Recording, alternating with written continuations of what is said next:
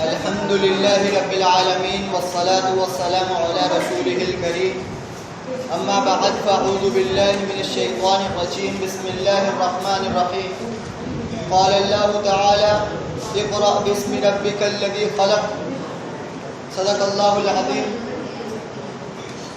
ارباب علم و دانش میرے ہم سفر ساتھیوں السلام علیکم.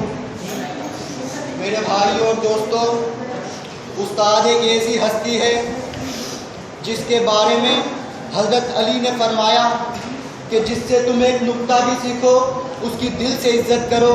میرے بھائیوں اور دوستوں، استاد ہر دور کے اندر انمول رہا. استاد نے ہی زندہ قوموں کو زندہ کیا، مردہ قوموں کو زندہ کیا.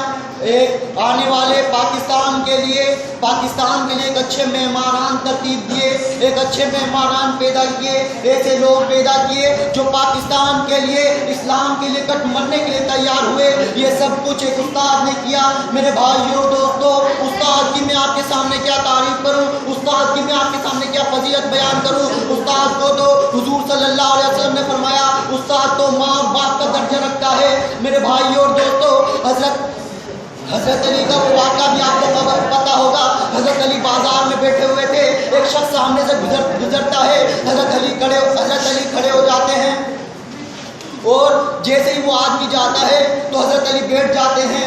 ایسے ہی 2-3 دن تک ہوتا رہتا ہے. دکان والا پوچھتا ہے یا علی یہ آپ کو کیا ہو گیا ہے؟ جیسے یہ آدمی آپ کے سامنے سے جاتا ہے آپ کھڑے ہو جاتے ہیں. حضرت علی کہتے ہیں میں اس وجہ سے کھڑا ہوتا ہوں کہ میرے استاد کا بیٹا ہے. میرے بھائیوں اور دوستوں، وہ واقعہ بھی آپ کو پتا ہوگا جب حضرت علامہ اقبال کو سر کا لقب دے رہے تھے.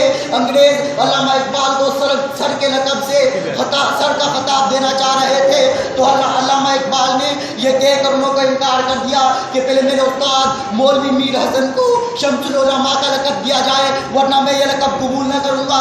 انگریزوں نے کہا آپ کی تو بڑی بڑی تصانیف ہیں، آپ نے کلیات اقبال، کلام اقبال، بانگ درا اور تاریخ پر بحث کی ہے، آپ نے فلسفے پر بحث کی ہے، آپ نے شاعری کی ہے. لیکن وہ کہتے ہیں میری تصنیف تو یہ سب کچھ ہے لیکن ان کی تصنیف میں خود ہوں. میرے بھائیوں اور دوستوں، علامہ اقبال کو سر کا لقب دینے سے پہلے برطانیہ حکومت مجبور ہو کر انہوں کے استاد مولوی میر حسن کو شمس العلماء کا لقب دیتی ہے اور سارا پاکستان، سارا ہند انہوں کو شمس العلماء کے لقب سے بلاتا ہے. میرے بھائیوں اور دوستوں، استاد نے ہمیشہ مردہ قوم کو زندہ کیا.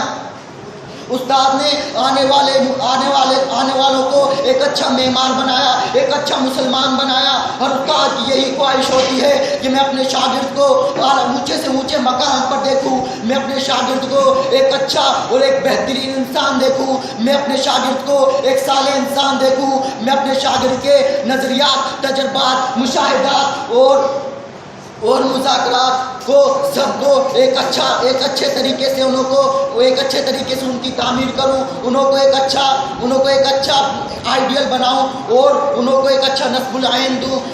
اللہ تعالیٰ سے دعا ہے کہ اللہ تعالیٰ میں استاد کی عزت کرنے کی توفیق عطا فرمائے.